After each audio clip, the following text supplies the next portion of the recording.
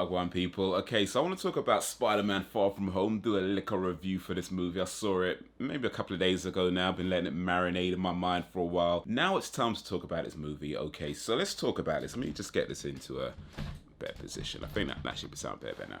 Alright, so let me talk about this movie. So before I get into the video, I'm going to get into some spoilers with this video, okay? I'm going to talk about this movie in a little bit of details. I'm going to get into some spoilers, including one pretty major spoiler, so you have been warned. I'll let you know when I'm coming to that. But before I get into anything, I'm just going to say this. It's a great film. I think you should see this film. If you wanted a non-spoiler review, that's it. Go see this movie. It's a great movie. I think you'd enjoy it if you like Spider-Man movies. I think you'd enjoy it if you like comic book movies, if you like action movies, if you just like good all-round well put together movies, because it is a well put together movie. It tells a great story, tells it in an interesting way. I think they do really cool things, from sticking to the comics to straying from the comics in interesting ways. As much as things are pretty much how they were in the comic books, there are a few differences, but I think it all works for the type of movie they're making. I just really like what they're doing with the cast, with the direction it's going in, and how everything comes together. It's just a great movie. So yeah, go see it. I think you'd enjoy it. I think everybody will enjoy this movie, apart from maybe, I don't know,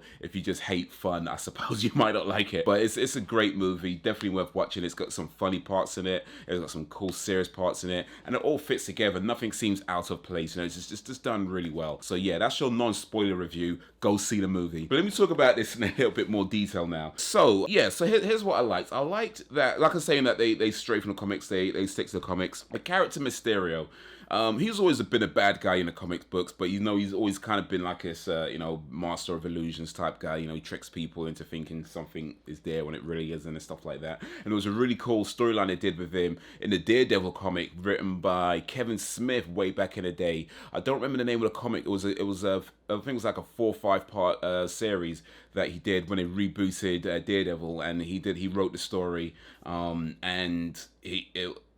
those 4 parts are a graphic novel in their own right, and they're called something, I just forget what they're called. But anyway, if you get a chance to look that up, if you look up Daredevil written by Kevin Smith, I'm sure you'd find it. But yeah, he did a really cool take on Mysterio with that as well. But anyway, but yeah, he's always been this trickster type character. He tricks people into thinking they're something they're not. And then they introduce him into the movie. He comes across as the good guy saving the day.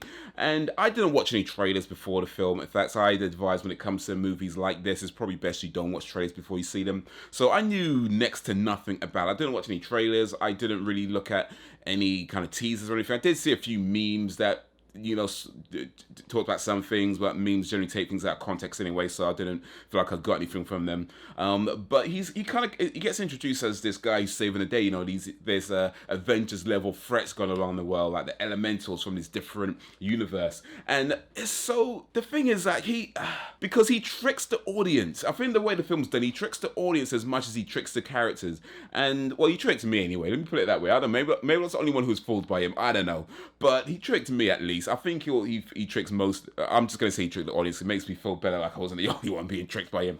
But the way it's done in a way is that he's tricking the audience as much as it's tricking the characters in the film, because he talks about these threats, these elementals that come from a different dimension. And when he mentions that, Peter Parker goes into the multiverse, and it is so believable in the context of the film that if you've watched previous MCU movies or Spider-Man movies, or if you're just even vaguely familiar with comic books in general, the idea of, or even just science fiction, the idea of,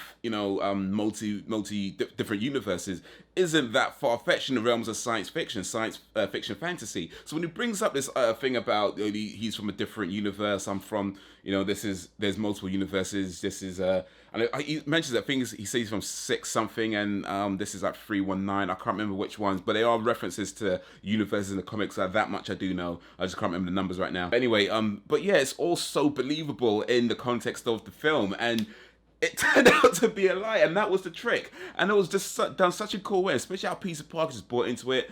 Nick Fury bought into it, or at least potentially bought into it. I won't talk too much about Nick Fury, because I thought it was really cool what they did with Nick Fury. But he kind of bought into it. Maybe he didn't. I guess we never really know if he bought into it or not. But anyway, the story is about Peter Parker. He's been given these sunglasses. He left or bequeathed sunglasses from Tony Stark as you know, they call it Edith sunglasses, which stands for even in death I'm the hero. And it's like, you know, it's kind of like Jarvis but in sunglasses form, so Peter can talk to it, get information, various other things. He leaves them to Peter Parker in his will. Nick Fury, I'm going to do this. Nick Fury gives them to Peter Parker. And the trick from Mysterio is that he wanted to get those sunglasses, and the whole film was about getting those sunglasses so he can control various things, because he turns out he was a former employee of Tony Stark that was fired by Tony Stark, and a disgruntled former employee. Classic storyline, but it works. And so he develops this whole thing to get the sunglasses, and it worked. Peter Parker trusts him. Peter Parker gives him the sunglasses, you know, out of that trust. He doesn't ask for them, but he gives it to him out of that trust, because he trusts him that much. And that was the trick, to get him to trust him so much that he would just give it to him. It was all manipulative, and that's the character Mysterio. He's a manipulator, not master manipulator. He does it really, really well, and it was done really well in the movie, because even I was like, I'm not sure. Are they making Mysterio a good guy? Is that what they're doing? Are they making him? But then reveal, and then when Peter Parker walks out the bar, and it's like, okay, time to get the stupid costume up. Oh my days. It was done so well. Kudos to the guys who wrote that movie, to the guys or people who directed it, people who just put it together. It was done so well. And the twist, or one of the twists, there's a few twists, I guess, but one of the twists in the movie, and this is the major spoiler, by the way, so that I wanted to talk about, because and I'm going to give you a few warnings, because you might want to click off. It's a pretty big spoiler. You know, what I've said so far is, you know, spoiler stuff, but this, what I'm about to say, is a pretty big spoiler. So this is your warning. If you're still watching this video, I'm going to go ahead and assume that you've either seen the movie, or you just don't care for major spoilers. That's okay? We good? All right? Cool? All right, here we go. So, one of the major spoilers in this movie is that Peter Parker's identity is revealed to the world by a dead Mysterio. Oh my days. So Mysterio dies. Well, that's another spoiler right there. And he was had a fight with Peter Parker, and you know, things aren't going so well. Peter Parker bests him. Peter Parker doesn't kill him, of course, because you know Peter Parker's not that type. But Mysterio does end up taking a hit, and he dies in the conflicts. But right before he dies, as we don't know when it's watching it, but during, I think it was the mid-roll of the credits, we find out that he recorded a video, and he had that sent, or somehow it gets found by a news site. The news site's by the name of Daily Bugle, run by J. Jonah Jameson, played by J.K. Simmons. When I saw him on the screen, I was like, oh my days, they got J.K. Simmons back as J. Jonah Jameson. Oh, good move, man. Good move. Oh man. And you know, and real quick as well, what I like is how they brought it back, is they bring Daily Bugle back as this, they call it a website, but the way they bring him back, and website makes sense, I felt, that rather than being a newspaper, it just made sense for a modern day setting. I mean, newspapers still exist, I know that, but it just made more sense as everything, or most things, are online, especially in video form. So when they had this video that was sent to the website, the Daily Bugle, and he's revealing it, you know, J. Jonah Jameson, I don't know if this is done deliberately, I'm sure it probably was, I don't know, but he comes across as a Alex Jones type character. If you ever see Alex Jones on his shows, the news something, I don't really watch it, but I've seen like clips of it. You know, the type of, how he comes across as, you know, the aliens and the lizard people. That's how J. Jonah Jameson kind of comes across, as a little bit of Alex Jones, and it works. I felt like that's, if you could imagine J. Jonah Jameson as a real person, Alex Jones is probably the closest person to him. So it kind of works that that now it's a website. Now they put stuff in video form, and J. Jonah Jameson's this Alex Jones type character talking about that menace Spider-Man. And so, yeah, Mysterio has his video sent to the news site, and right before he dies, his final trick to the world was to tell the world that Spider-Man was trying to kill him, or Spider-Man's trying to kill him, and he's turned against him, he's betrayed him, he's all this kind of stuff, because at this point, everybody still thinks Mysterio's the hero. They don't know he's a trickster yet, at least most people don't. So he's saying this as his final F you to Peter Parker and S.H.I.E.L.D. and Nick Fury and everything else, that he's going to trick the world into thinking that Peter Parker, Spider-Man, is a hero, so, Spider-Man is the villain. So he does that, he says, Spider-Man's trying to kill me, you know, he's gone rogue, and he says all these lies about him in the video. And then he says, another thing, Spider-Man's real identity is Peter Parker. Oh, and the whole world saw it. Wow. Because this is big. People know Peter Parker's Spider-Man's identity. I mean, Ned knows, Aunt May knows, pretty much everybody in S.H.I.E.L.D. knows. But they all keeping it secret. Now everybody knows. Everybody knows. Everybody. And it's not like, okay, yeah, and even in the first movie where the Vulture finds out, it's like he wasn't going to tell anybody anyways. He's just not that type of person. Why would he? It's not his place. He's probably thinking, nah, I'm not going to tell nobody. It doesn't benefit him to tell people, so he's going to keep it to himself. But now everybody knows what they're going to do, how they're going to... This is the first time I believe they've done something like this in the movies. I mean, they've had, like I said, they've had people find his identity, but it's usually on a small scale, or somebody who finds out then dies, something like that. Everybody knows what happens in Spider-Man Part 3. Because a big part of Peter Parker and Spider-Man is that he's trying to protect the people close to him, and that's why he keeps his identity secret. If people know who he is, they might try to get to the people who he holds dear and try to hurt them as a way to get to him. Now everybody knows. What does this mean for Spider-Man? Can he still be Spider-Man? And if so, how can he still be Spider-Man knowing that he's putting everybody at risk? Everybody knows. This is huge. So I don't know what they're going to do for Spider-Man 3. If they've even going to make... I don't know. Maybe just going to end it here and reboot it. I don't know. They've done that before. They did, like, with the Amazing Spider-Man. They made 2, then rebooted it. So maybe this is it for Spider-Man movies. Maybe that's what that means. I don't know. But if they do make a Spider-Man 3, and I really hope they do with Tom Holland, what are they going to do with it, man? This is big. This is huge. Everybody knows.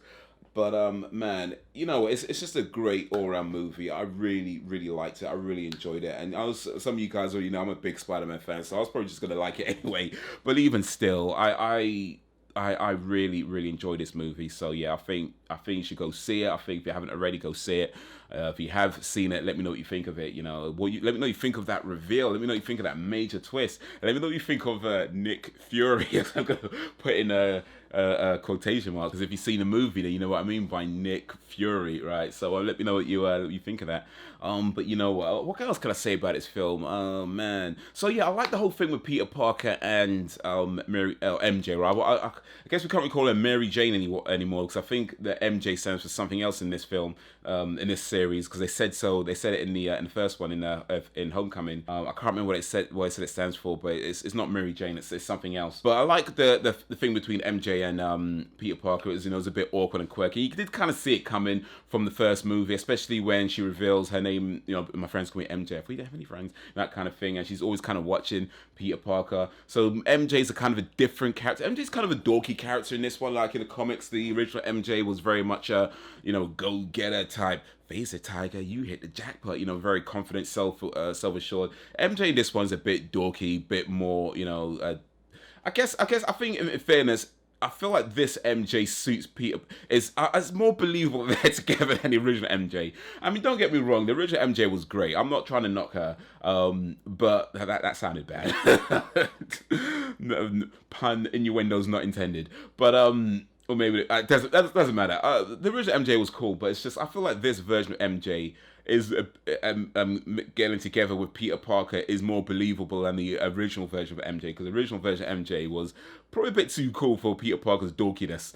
But anyway, I like what they're doing. I like how the characters. I like Ned. He's funny. I liked how he got together with Betty Brant, and then they split up in the same movie. That was just stupid, but it was funny. It works for the film, and I liked how they're still going with Flash being, a big Spider-Man fan, but hating Peter Parker. That's how it's always been with Flash. He hates, I don't know if hate is the right word, but he doesn't really like Peter Parker very much, but he loves Spider-Man, and of course doesn't know they're the same person. So what is he going to think now that he knows that Spider-Man and Peter Parker are the same person? What does that mean for that whole thing?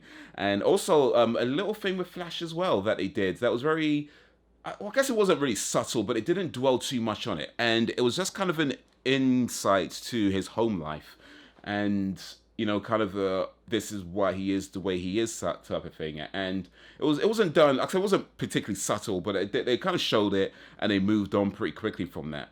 And I wonder if that means maybe for part three we're going to see more about Flash Thompson, especially as we do know that he does know that Peter Parker Spider-Man, why he loves Spider-Man so much. You know, maybe we get an insight to that, and why he doesn't like Peter Parker so much. We might get a bit more of an insight to that, because he got a kind of inkling with this movie, which was an interesting thing. So perhaps with part three we'll see more. I don't know. The way movies are made these days, you saw what they did with Star Wars, where they had a whole bunch of things, then by episode 8, none of that meant anything. So I don't know, maybe they're going to do that with this as well. But all I know is that this was a great movie. Hopefully the next one, if they make a next one, it's going to be a great movie. And yeah, oh man, I'm definitely big thumbs up for Spider-Man Far From Home. Big thumbs up to everybody involved making that movie, to all the actors, to the writers, to the director, to the producers, to the catering crew, to the cleaners, to the people who did the sets, to the extras, to everybody, every single person. I mean, there's something like 15,000 people that get employed to work on these movie sets. So, big movie sets, like 15,000 plus people. Every single one of you deserves, appreciation for making a great movie. So yeah, thank you to you guys for putting out a great movie. It is incredible. Go see it if you haven't already seen it. I know I've pretty much spoiled it for you now, but go see it anyway. But yeah, I'm done. Let me know what you think. If you've seen the movie, let me know what you think. If you haven't seen it, let me know if you want to see it. Even if you like this video, give it a like and share it amongst your friends. If you did not like it, then give it a dislike and share it amongst your enemies. You can check out more videos, follow me around the web. All links in the description. I just hit the microphone. But that is all for now. So thank you for watching until whenever, if ever. Peace out, y'all.